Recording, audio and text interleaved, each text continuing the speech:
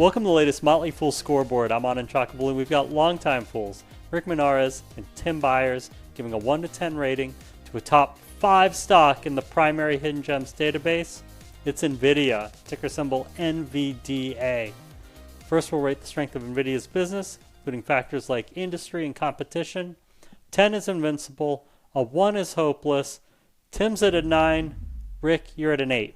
Yeah, so when Nvidia introduced the modern GPU, it was initially aiming for PC gamers. These days, it's a different kind of game hunter.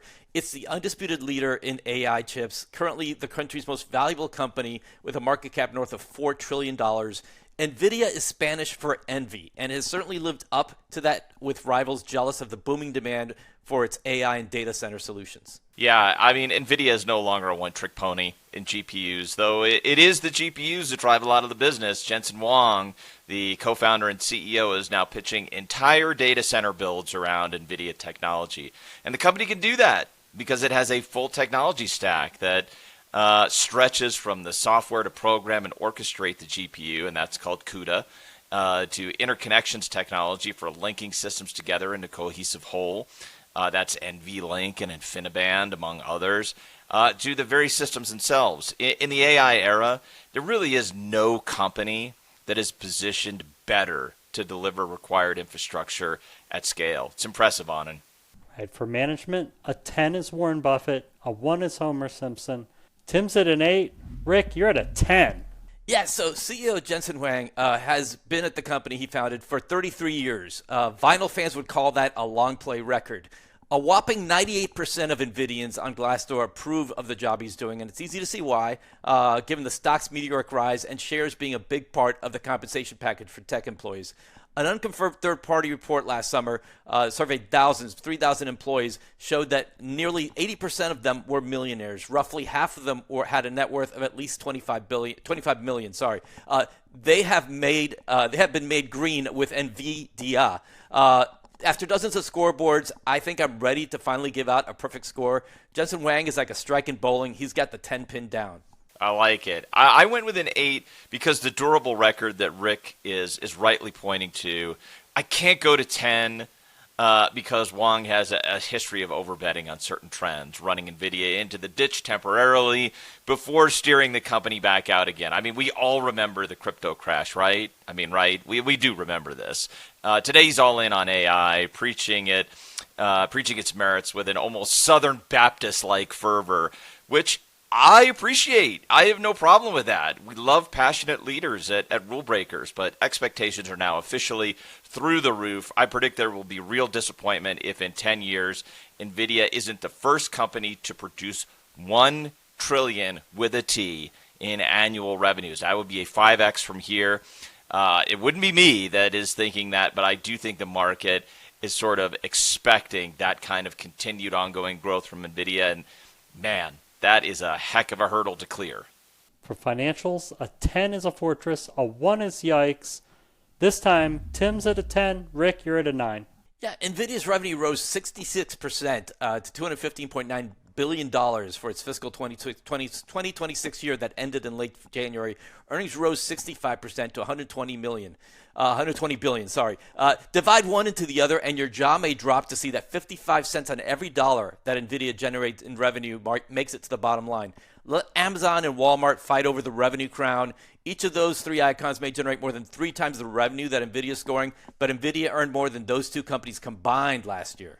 Yeah, I have to give it a 10. I simply don't think there's a company out there better positioned financially than Nvidia. Rick gave you the growth numbers. Allow me to chime in with the cash.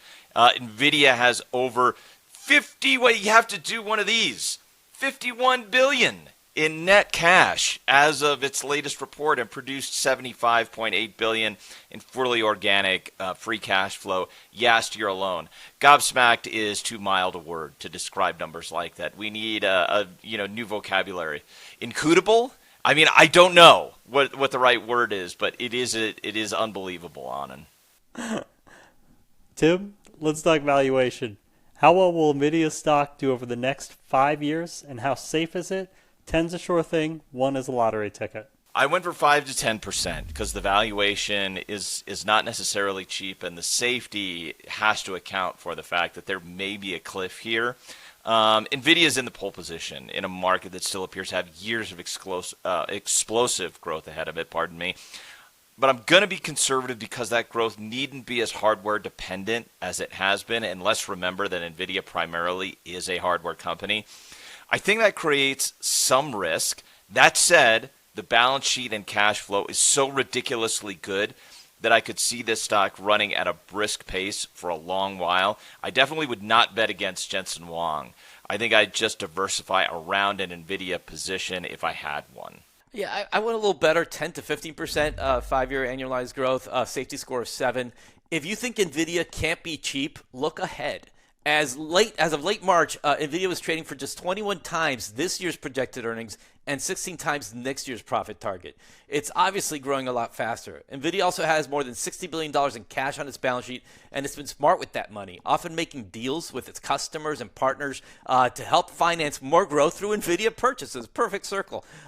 This is a spectacular business, but the reason I'm not going higher than 10% to 15% annualized growth or the safety score 7, the moment that Nvidia loses its competitive advantage, its stellar growth, 55% net margin, and its market premium will whittle down to something more mortal. Thanks to both Rick and to Tim. They give NVIDIA an overall score of 8.0 out of 10.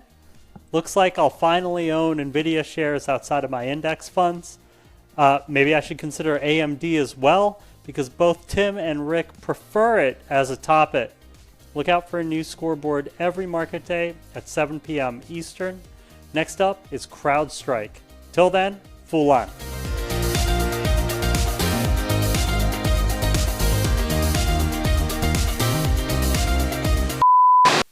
I apologize profusely for incudable as a.